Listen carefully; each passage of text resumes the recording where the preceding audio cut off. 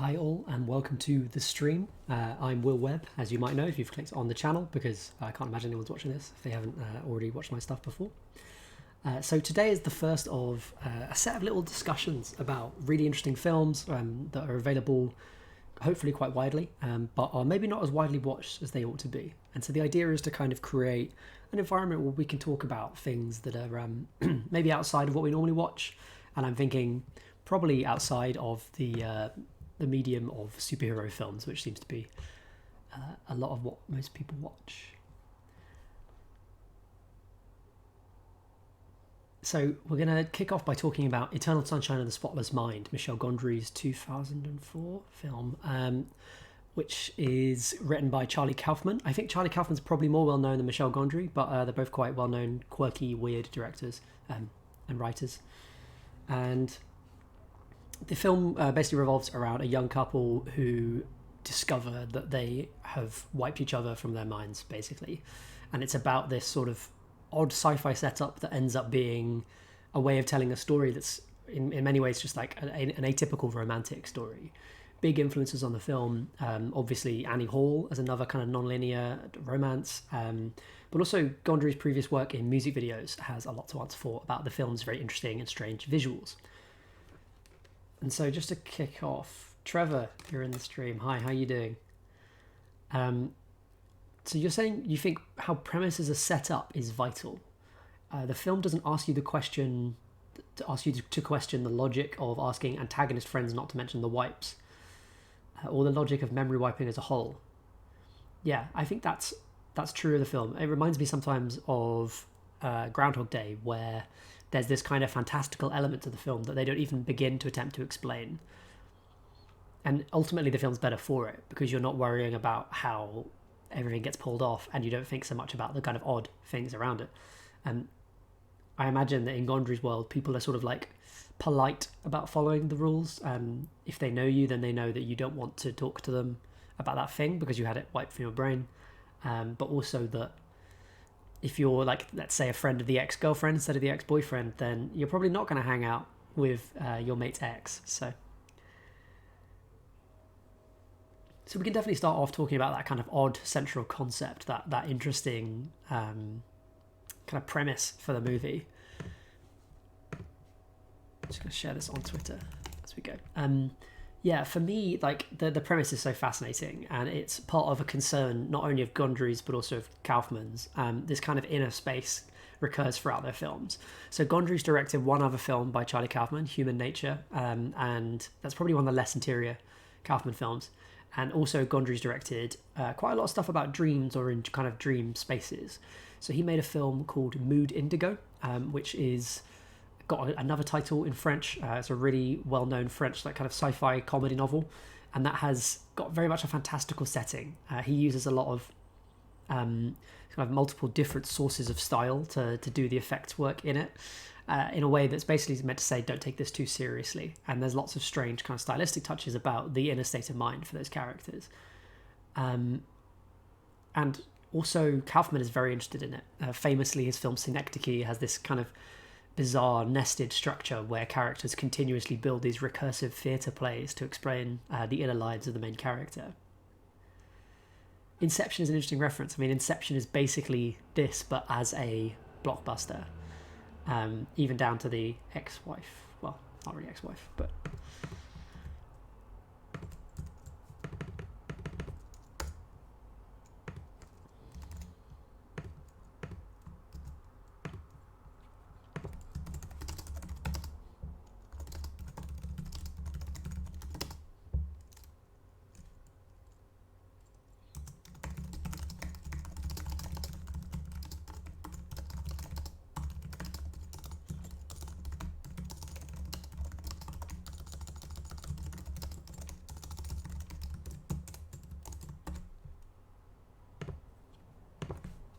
So yeah, I mean, the way that world is built internally is really interesting. And one of the things that kind of fascinated me as a teen, so I saw this at like the age of 14 probably. I was super interested in the film. And the thing that really blew me away about it was its visual style and the way that it communicated that internal story. I'd seen films that were set in kind of like interior spaces or dream sequences often before, but it's different with Eternal Sunshine, where he really goes out of his way to build like an actual world inside the character, and you have these interesting ideas about how loose memories are, and especially as they begin to be deleted as well.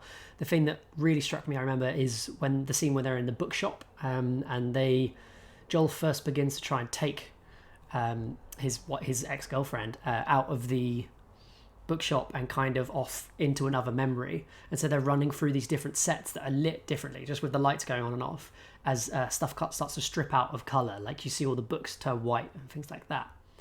And those touches just blew me away as a kid, and they're fantastic examples of how kind of mixed computer generated and other techniques can really work to help build a world directorially. You can see that across Gondry's movies. Mood Indigo stuck with me for having a tiny character who's a mouse, but he's played by an actor in a suit. And so sometimes in wide shots, that is a little puppet mouse that like kind of scoots through an area. And in a shot where the character is supposed to be interacting with another character, sometimes it's a projection of a little man in a mouse suit that's like shot on green screen or something, but it's live projected on that area. And sometimes it's just like a shot of a real full-size actor with double-sized props around him, so he looks much smaller.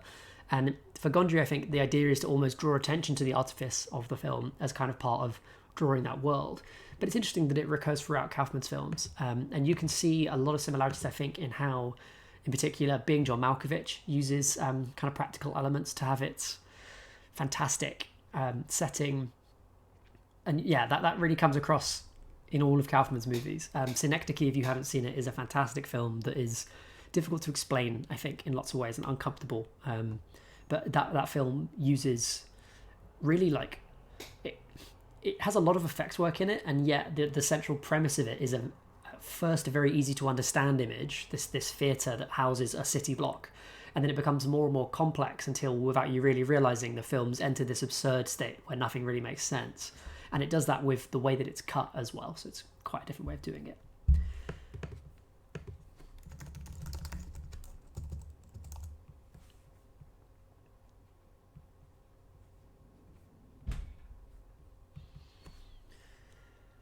So, Trevor, it's really interesting that you were talking about the mad French woman in Inception, because thinking back on Eternal Sunshine, and I was amazed by how little I actually felt this watching it again. Yeah. Thinking back about Eternal Sunshine, I was kind of worried that it would come across as a very like manic pixie dream girl film. Now, if you're not familiar with manic pixie dream girl, it's basically like a character who kind of comes into a closed up guy's life and really shows him the world, and he kind of he's sort of edified by his contact with this woman who turns out to be sort of damaged, I suppose. And it's a kind of damaging trope that reduces down a lot of female representation on screen, and you see it a lot in independent films of the noughties. Basically, that's what I always think of. And you might see Mal in Inception as being a sort of dark version of the manic pixie dream girl. But certainly the idea of manic pixie dream girls is something that's been thrown at this film a lot. So it's interesting to see how you feel about that trope and how it shows up with Clementine in this movie. I have my own thoughts about it, but I want to see what you think.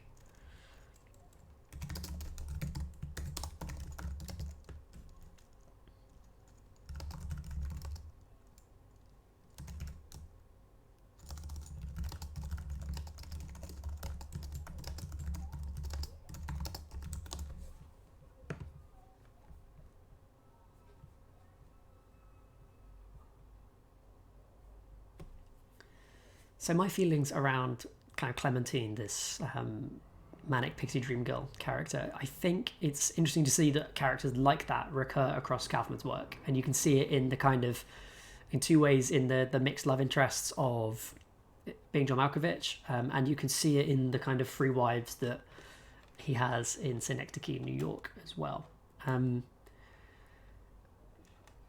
I think it's interesting with Clementine. I think she fits it almost to a T, but I think the film uses a lot of psychological realism in discussing that character, more so than the kind of very twee version of the character that you see in, say, Garden State, I think is a good example.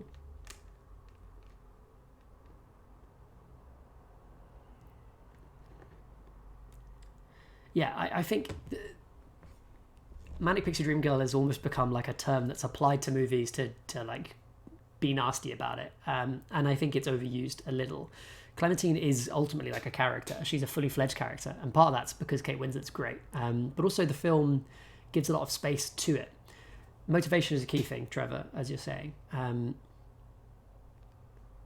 I think the idea, and you can see this a lot more clearly in Synecdoche, New York, is that Joel feels like she's going to save him. It's really like an expectation that he puts on her. It's not something that she ever brings to the story. And you can see, like, in the worst examples of Manic Pixie Dream Girl, there's almost like, it's like she's coming from outside the story. Like, it's like that the creator of the story wants the impact of that character to be. And it has less to do with that motivation. It feels like a less real character. But Clementine never feels like that. I think she feels very real. And it also ties into the fact that ultimately their relationship isn't kind of over at the end of the film. Depending on how you want to interpret its ending and what it means. There's something... She manages to kind of remain in that relationship regardless of like the damage or whatever that she has. And a lot of what Joel kind of presents as being like, oh, she was a really kind of crazy person, is ultimately his problem, not hers. And I think about that big argument they have on the street as being about having kids, about being a really clear example of that.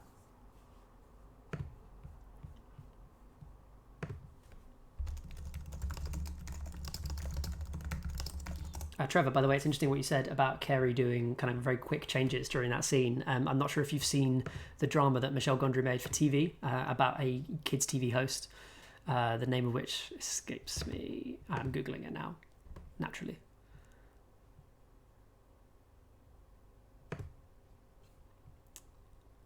Yeah, Kidding is the name of the show. That's directed by Gondry, and it's kind of... has a lot of similar stylistic devices in it, but there's one section in it that got a lot of traffic online where it kind of shows a year in the life of someone via a one tracking shot throughout their room over and over again.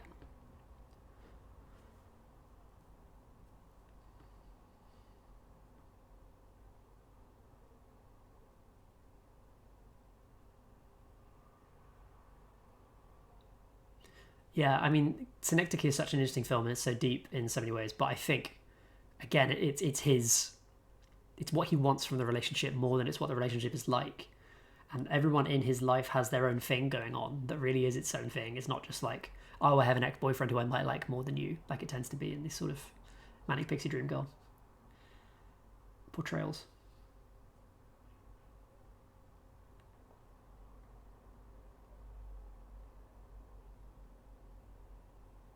So yeah, that's the kind of big thing that I felt was problematic about the film, and actually it isn't really. I think that's sort of overstating it. So my question, I suppose, is if there's a problem with the film, what do you think it is? What kind of issues do you have with the movie? You know, it's a bit of a thorny issue. I think the only thing I could probably add is that, like all of Kaufman's films, it is not particularly interested in making sense easily to like a casual viewer. And I think in particular the timeline of this film is a bit confusing for the first watcher. But that's the point, you know, so it's not really an issue with the movie so much as it's like an intent that they had.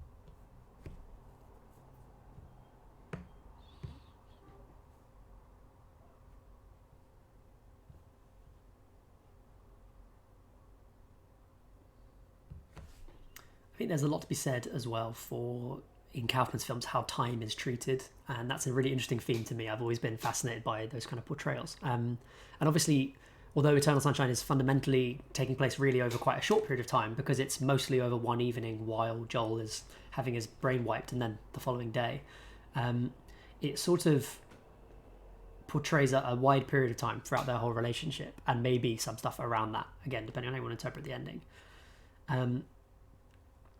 And I'm fascinated by Kaufman because despite covering like long periods of time, Synecdoche takes place over decades.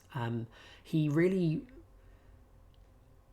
compresses time down, and time flows at the speed of the film more than that it's like shown in real time, say, or even with a particular ellipsis. I think about the opening of Synecdoche is a really good example of that, where you see a year in the life of Caden, but over the course of one day, if that makes sense. So he's waking up at breakfast and it's like September, and then it kind of goes through to October by the time that he's taking his kid out to school, because you can see like jack-o'-lanterns and stuff around.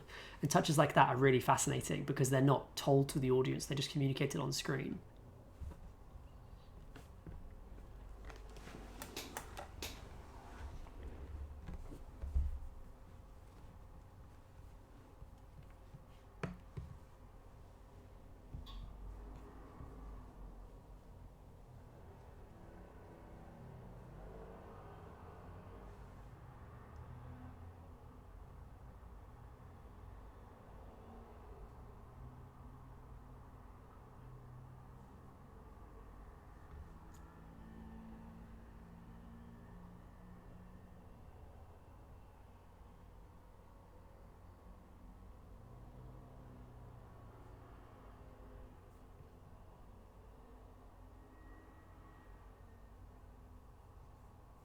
You watched Eternal Sunshine again for the 6th time.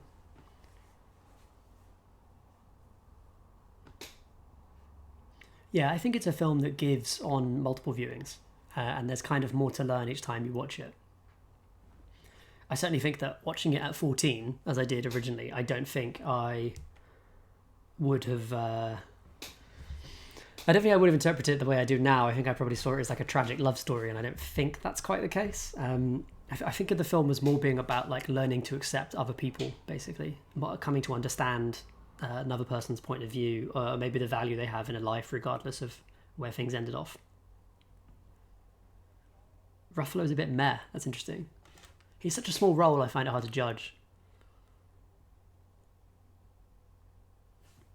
The thing that's always kind of blown my mind with this movie is the reveal of the fact that Tom Wilkinson's character has been having an affair with Kirsten Dunst's character, and it's just like, it's such a painful kind of moment, and they've gotten rid of it, and yet it kind of lingers. The impact of it has lingered in that moment.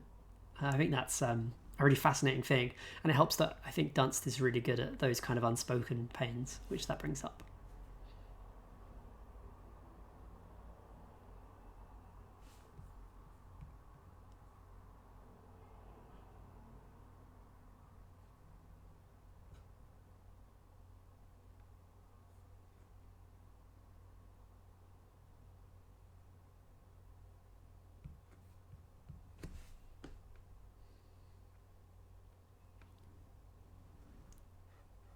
You were 40 at the time, yeah.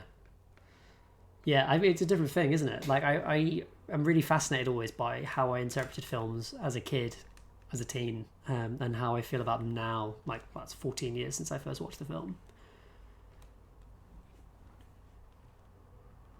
I remember that the film's visuals really blew me away on first watching, and I think the big thing for me that probably worked was that it draws a lot of music video language, because Michel Gondry is mostly known, or was mostly known, as a music video director at the time. And there's something poppy about how he takes this really quite sad story, and very interior story, and translates it with all these clever visual tricks into something really thrilling to watch. I think the soundtrack plays a big role in that too. I've always loved the composed soundtrack for it, and there's a really interesting thing where the OST is often playing while characters are talking to each other. You can see it most clearly in that section at the start of the film where they're on the train. And so it's when they're not talking, it's quiet, and then when they talk, it gets loud again. And it's kind of off kilter in a way that's hard to pin down, but it really plays... Yeah, it really plays on the viewer expectation, I suppose, that. Do you think none of the memory wipes stick? I always thought about it not so much even that they failed, as that life would inevitably go a certain way, and so if you were to remove a section of your life, you would just go back and do that again, because that's the person you are. It's like, for something that's about a choice ultimately that Joel makes in the course of that night in his subconscious, it ends up being quite a deterministic film, because, you know, for all that they've decided not to see each other, they do see each other again. And what I love about that ending, where it replays a very small section of time on the film over and over again as they kind of run away into the snow as it fades up to white is that it ultimately implies that thing's going to happen forever, and maybe they'll do it again, maybe they will erase each other.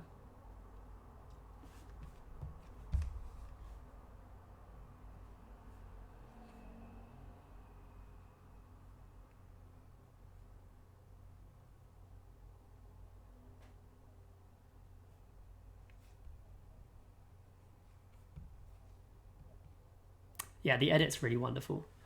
I think a lot of the clever kind of effect work that happens in the film, switching between these different moments, is mostly good editing. But a lot of what it feels like that is directing. There's a lot of bits where it will cut from one thing happening to another thing, and the actors are very clever at keeping the same position or the same motion as they move from one shot to the other. And that makes it edit together really seamlessly. I wonder, Trevor, if you've seen The Science of Sleep, which is Gondry's follow-up film. It's nowhere near as popular, but it's a really interesting... because it really does go up its own arse, and it stops being about reality at all, and it's kind of about this infuriating man boy, Gael Garcia Bernal, who is kind of like constantly in his dreams. And his dreams have like a TV station in them, you know, that kind of thing. And Gondry really went nuts on the style. So you end up with everything in that world being made up of cardboard. Even the police arrive in like cars that have had carefully constructed police shells put on them made out of corrugated cardboard. A really fascinating looking film that really is like semi-empty, I'd say. For my money, the best film that Gondry's made since this is Be Kind, Rewind, which I think is a really nice way of kind of embracing what Gondry likes about this kind of inventive, slightly chaotic DIY feel, and then combining that with this other stuff.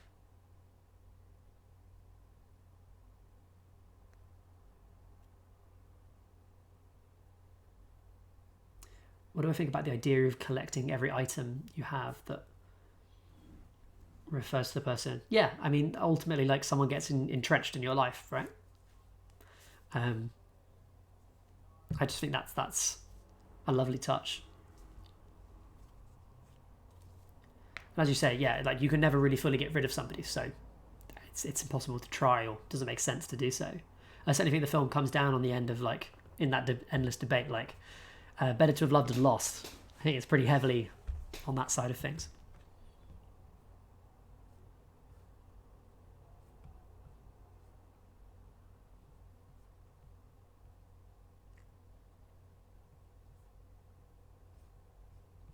I guess what I like about Gondry's work as a director, I'm conscious as well, I'm talking a lot about Gondry, not so much about Charlie Kaufman. They're both fascinating. What I like about Gondry's work is when he really has a sort of childishness, a kind of playfulness. Watching Mood Indigo, I remember I did a review for it, one of the first reviews I did, not on this channel, but online. And what's interesting about that film is that it feels like watching jazz, because he's just like constantly coming up with new ideas and kind of playing stuff in and about in different techniques. And I feel that in The Science of Sleep, there's these like beautiful little transcendent moments where dreams just like exist in the real world, like in a way that is hard to understand. He chucks up a big wad of cotton wool at one point, and it kind of like comes back down. He's telling the girl who he's with to like tap the keys of a piano, and he's like, keep doing it. And then eventually she finds the right key, and when he chucks it up, it just stays there. It's done in one shot, and you can't see how it's suspended. It's just this beautiful kind of like, oh, suddenly things have their own logic. But it is also exhausting because it doesn't have any structure to it. So I don't watch Be Kind Rewind on YouTube. I really like Be Kind Rewind, even though I think it's kind of lightweight. It's hard because Gondry's like film work is so clever, and it ultimately needs a damn structure, as far as I'm concerned. Otherwise, it just comes across as like watching a music video for 2 hours. And Charlie Kaufman is just so fascinating as a screenwriter. It's hard to see Gondry doing anything as good without having that kind of background. I'm interested to see what Kaufman's doing next. He's got a project. I was just reading about it the other day.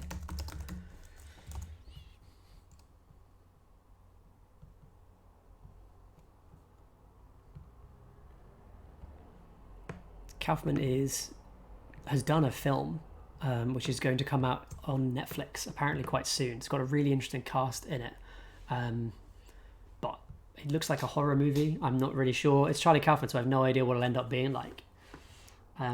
His work is just like fascinating to me, and partially because he is so consistent in his themes. He's so interested in taking a really bizarre concept and using it to explain something quite painful, I think, a lot of the time. I think Eternal Sunshine, for all of its like sci-fi elements, is really the best breakup movie because it explains how those characters feel, even with outside of the reality of what actually goes on during a breakup. And I feel the same way about Synecdoche, which is... The story for Synecdoche is that Spike Jonze and Charlie Kaufman were approached to make a horror movie. And they found that when they were listing stuff that scared them, the stuff they were really scared by was really like plots for dramas, you know, things like, what if my kids don't like me when I grow up, when they grow up?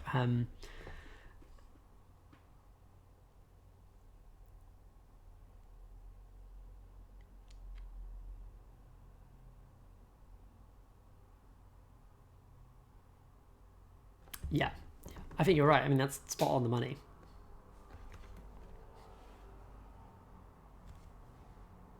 But I suppose that's, yeah, when I say that it's like they're in a deterministic world, it's like before you go and meet someone and start a relationship with them, you are in a certain set of conditions, and everything about those conditions inspires your actions going forward. So taken back to that original point, even if you have stuff before the relationship, you're back at that point you were in before, and so you'll always go back and do it again. People sometimes ask me if I would go back and change things in my life, and the answer is like, God, I wish you could. But I think if I went back and sat kind of like in my seat 5 years ago, I would, and I completely wiped my memory of everything else that followed, I would continue to just do the same thing I ended up doing anyway, because I'm produced by my experiences and by the circumstances in which I live. So I can't do anything else. But something nice about that too, I suppose, the way that you can interpret that in the quality of the film is that your relationship is an inevitable part of you, so you really ought not to deny its existence. You just have to accept that it's painful and move on from it, or make it work somehow. I actually haven't seen More of the Roses. I added it to my watch list really recently. Someone mentioned it, and I love the idea. I've watched so little of Danny DeVito. I think Matilda is the only Danny DeVito film I've actually seen. Shocking. I'm just looking, by the way, at this Be Kind Rewind channel. This looks fantastic. And what a strange focus. Just been making like the same video almost for years. The Best Actress stuff. I mean, interesting, like fascinating. And there's lots of Golden Age Hollywood in here. That's good. I find that sometimes video essay and film review channels, and my one's as bad as anyone else's, they often have like a recency bias where they just want to talk about movies from the last 5-10 years. Like, I love Moonlight and I like I don't like La La Land, but you know, it's big. I don't want to talk about them all the time. I'd rather talk about something else slightly every now and again.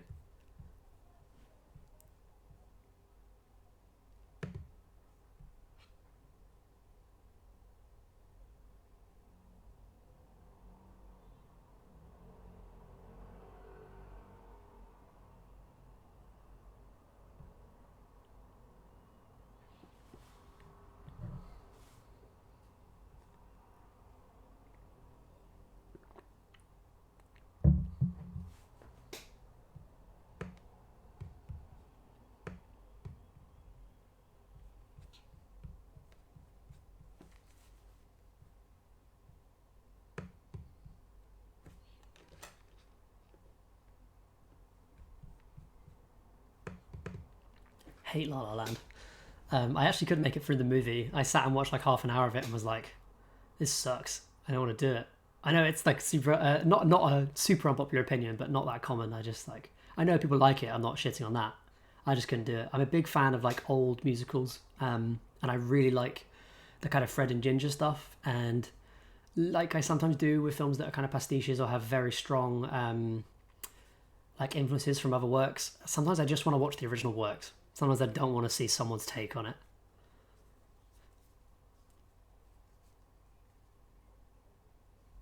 War of the Roses is absolutely on my list. Let's make sure. I wonder if I can get it anywhere.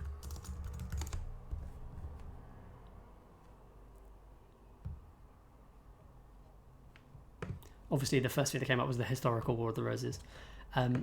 So that's my take pretty much on kind of Eternal Sunshine and how I feel about it. It's always nice to have a chat, Trevor, about a movie that we both like. I feel like it's so distinctive as well in terms of the time that it was made. It's like the last point where everyone's making films on film. And it is so... There's something about its location use I think is really clever. He has some fun with making these really realistic worlds where it's set, and then suddenly the dream stuff is kind of so different to that story. And yet he shoots exactly the same way. You see a lot of people shooting kind of dreamlike worlds, like kind of like with dreamlike filters, like diffusion and stuff like that. And yet in those worlds, if anything, it looks like almost more realistic.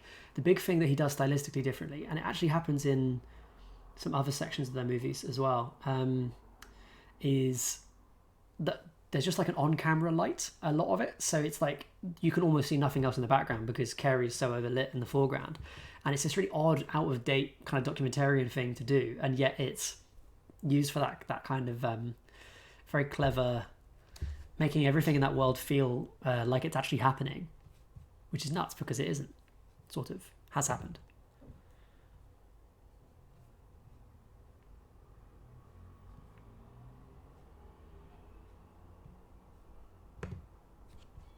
So she recommended The Watermelon Woman. Well, I think we've got to watch it. I've got to watch this channel. I'm going to watch Miss America as well. I keep hearing great things about it. It looks like a really interesting show. I'm just terrible at watching TV, as you know. I find it hard enough at the moment to watch movies, but there you are.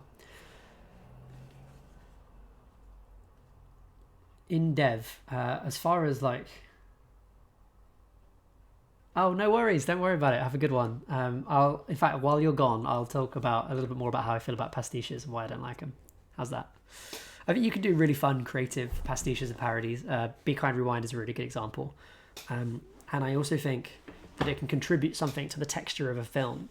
But there's a thin line, and that thin line is difficult to navigate. So, for instance, Peter Strickland, who I think is a really interesting filmmaker, I really didn't like Barbarian Sound Studio, which is his kind of signature film, because it draws so heavily on giallo, which is a genre that I know really well, and to me, like, does something totally different with it. And so I found that kind of discomforting, because in the end, what I wanted to do was watch giallo films. I didn't want to watch his movie. Having seen more of his work, I feel like I could probably go back and enjoy it a little bit better. But the thing for me is that when you make a pastiche, you're inviting comparisons to the thing that you're working on. And so you have to be really careful about tone, and you have to be careful about making something your own while also making it recognizably that other thing. So I think that's probably easier to tolerate if you aren't so familiar with the source material, because I watched The Duke of Burgundy, which is the third film from Peter Strickland. And it's also pastiching like these kind of 70s psychosexual films, but I haven't seen those. So for me, it's like I'm coming into it with a new kind of story. It's a new kind of style for me. And then on top of that, I think the story for Duke of Burgundy is less self-reflexive than the story for Barbarian Sound Studio. So I'm also not being invited in to constantly think about the medium that I'm being confronted with. And there are plenty of good pastiches. You know, I love Austin Powers, which I think is just the best film trilogy, one of the best film trilogies ever. And also like an absolutely on the nose, like spot on parody of spy movies and kind of spy-fi or Euro-spy knockoff films that were made. Definitely like In Like Flint, and Our Man Flint. These American knockoffs of James Bond that are actually mentioned on screen in Austin Powers 2. And with giallo, the other thing with them is that, so just with the reference to giallo in Barbarian Sound Studio, I think you can kind of do that well. And I've seen interesting movies that do kind of cope with changing the giallo reference in an interesting way, but they really build on it and do something completely different with it. And so I almost felt that Barbarian Sound Studio is about giallo more than it is a giallo in and of itself, which maybe isn't right. I don't know, maybe I misinterpreted the film.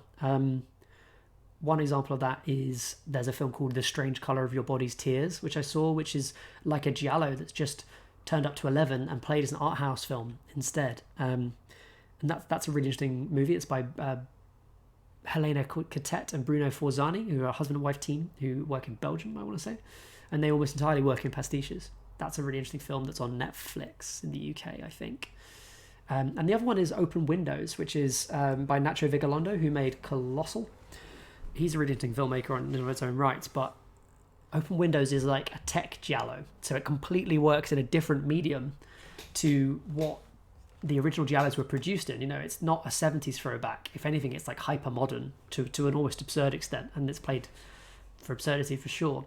But it really is it's its own take on giallo that takes maybe some of the less obvious influences that giallo has, like the constant focus on observation and what people can see or maybe see but not understand. That's a really common theme in giallo. Instead of worrying about like neon lights and people wearing black gloves and stuff, it really does its own thing with that visual language. It's interesting you bring up Lynch, because arguably Lynch does the same thing with kind of melodramas, with the American like Douglas Sirk type movies.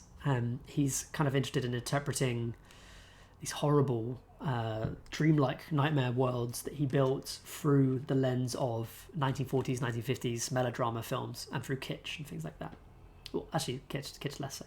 There's a couple of kitsch touches in Mulholland Drive, for instance. Have I seen any Guy Maddin? No. I missed The Green Fog, which was briefly available on Vimeo during the lockdown, the initial stage of lockdown, when everyone was handing out free stuff.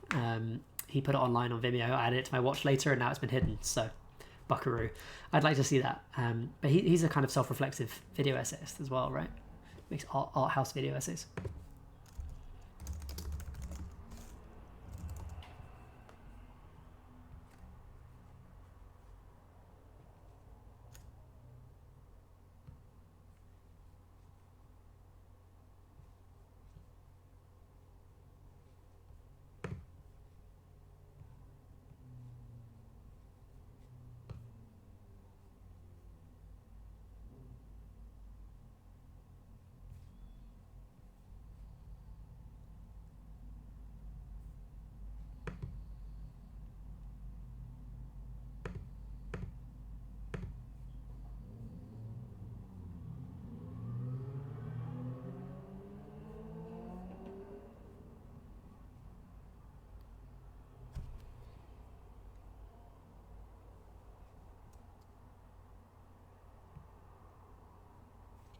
I'm reading about Guy Maddin. Wow, what a strange filmmaker. How fascinating.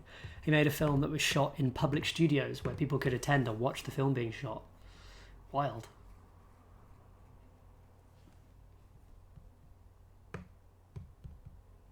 Oh, Trevor. Oh, we've got to have a massive disagreement about this. But, I mean, that's an interesting topic we could have. I really don't think Argento hates women. If anything, I think his films are weirdly progressive towards women in the context of his production. But his films are extremely violent, and there is a lot of violence towards women. So certainly, if that's your taste, then yeah, I can understand where you're coming from. Don't watch Lucio Fulci films, whatever you do. There are lots of good original giallos. I really think that Mario Bava's original movies are great fun, really cool. And also Argento's early movies. If you find some of his other stuff like too gory, his early films are less so. So in particular, I think The Bird of the Crystal Plumage, which is his debut film, kind of almost comes across as like a rip on Hitchcock. You know, for all I talk about giallos being original, it really does rip on Hitchcock a lot. Amer is actually made by the same people who made The Strange Colour of Your Body's Tears.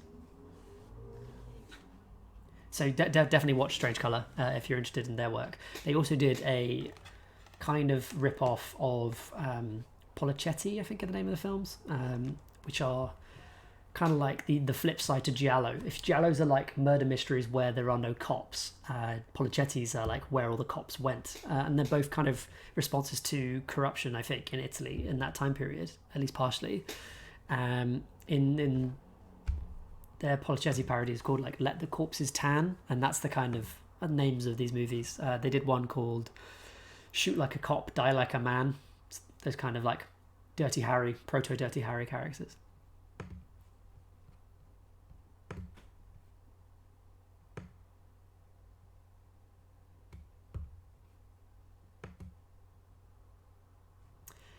Yes, I mean that is certainly, that can be too much, and it's maybe if you feel that, you might not be surprised to know that it's usually Argento's hand holding the knife. There is something really like fucking weird about Argento and about his films, but I never interpreted it as him hating women. I think just like shooting the shit, I think that all of his films are about him trying to confront and understand his own femininity, and so that's why his films suddenly sucked once he had a daughter, because he came to understand it. He came to learn that for himself. If it's any interest to you, one of the main things you might say about Argento's kind of fandom is they routinely misunderstand the contribution of Dario Nicolodi, who's like his longest term partner, who kind of co-wrote a lot of those films, like Suspiria, acts in most of them. She's in Tenebrae, for instance, and I think Inferno as well. And yeah, she's a big part of kind of the Argento creative work. And in fact, the films he's made without her are not very good most of the time, certainly since they started working together. I see that there's a constant string of men in Argento's films who are obsessed with women's physical bodies and trying to interact with them in ways they find socially acceptable. So, yeah, like killing them is a big thing. And it's interesting that there are no guns in Argento's movies. There are all proto-technical, pre-technical kind of like ways of killing people, very blunt or very sharp.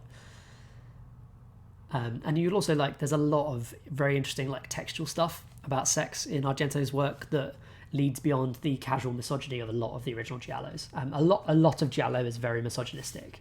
Sometimes I think just through pure mechanics.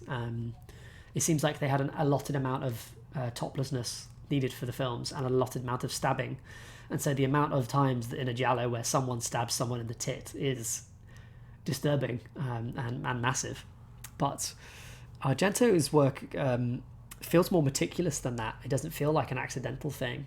And it recurs throughout his films in really interesting ways. He also casts, just from a production point of view, he casts a lot more widely than most films at the time did. He cast a trans actress in one of his films, which at a time when that was almost unheard of. And he also kind of fills his films with women. I mean, the original Suspiria is almost has no male speaking parts. There's about 3 guys who speak in Suspiria and they're all wrong. So if you want to talk about women's roles in films in terms of agency, the women are in charge in Argento's movies, and part of that is that they are often the murderers. That's the other thing to remember, is that despite the fact that the women are getting stabbed, they're usually getting stabbed by other women. I don't know, there's a couple of things. I have an essay I can always share a link with. In fact, let's see if I'll do that. I'll share this with you just this one time. This is an essay I wrote for uni, for my very, very short-lived blog here, that you can see. There's everything in it has totally stopped working, but I'll send that to you.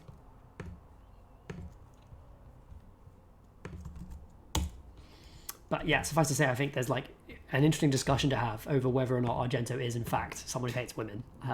Because certainly I can see why you might think that was the case, and I think there are good arguments that that's the case. I just don't think it's true. There's a film, I'm just trying to think of a movie. I saw an experimental film. I wonder if you'll know it. Talking about Guy Maddern reminded me, that was all done by using laser pointers to spot expose found footage films.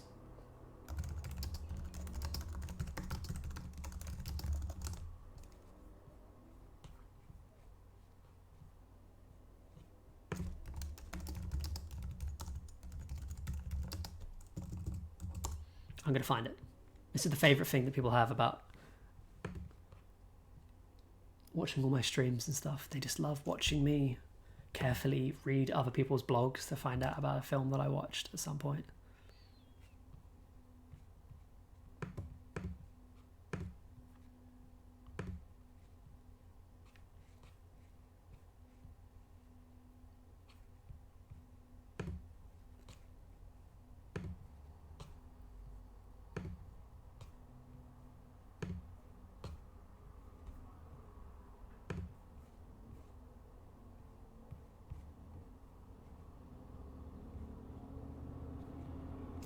Right, I found the film that it was taken from.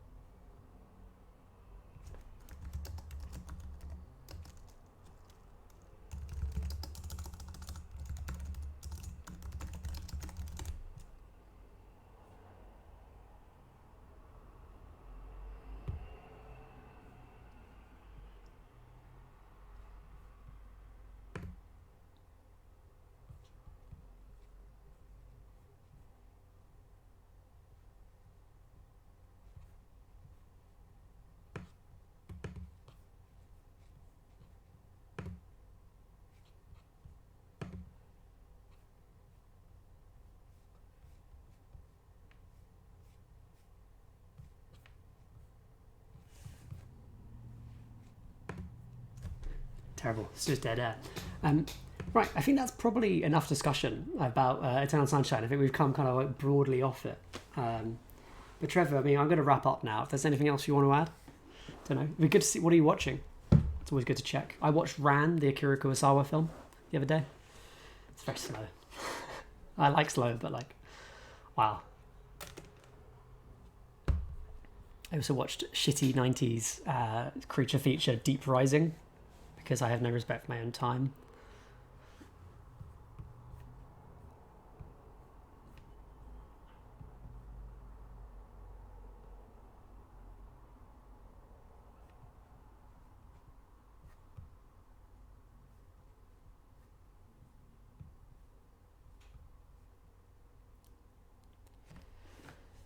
English folk horror. Fascinating genre.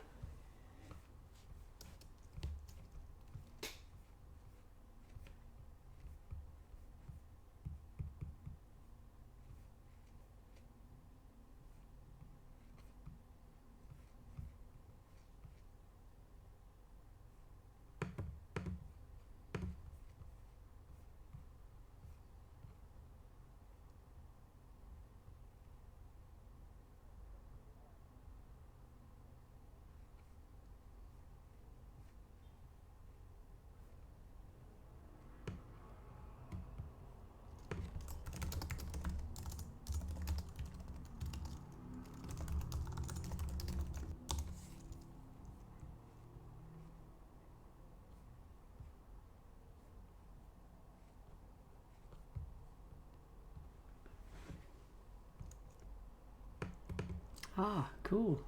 How did you find The Innocents? I think it's probably the best version of The Turn of the Screw.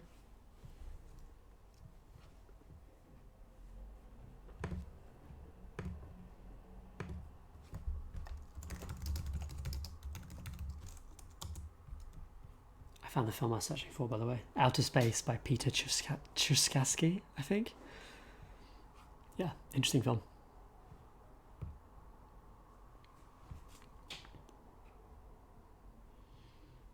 I will definitely pick up Black Narcissus. Thanks for the recommendation. And that's going to be it from me. I'll see you next week. And otherwise, I don't know what I should say at the end of that. Keep watching the skies, something like that. I'm going to leave the stream running for a couple of seconds so you can just sign out and stuff. But it's been a pleasure, as always. And hopefully in 2 weeks' time, we'll be discussing the next film for Movie Club, which I think is going to be David Lynch's Mulholland Drive. Because what else would I say? It's the perfect movie to talk about. Wonder if we'll get a guest in to talk about that as well. That's it from me. But as ever, it's been a good time, and I'll see you next time. Bye for now.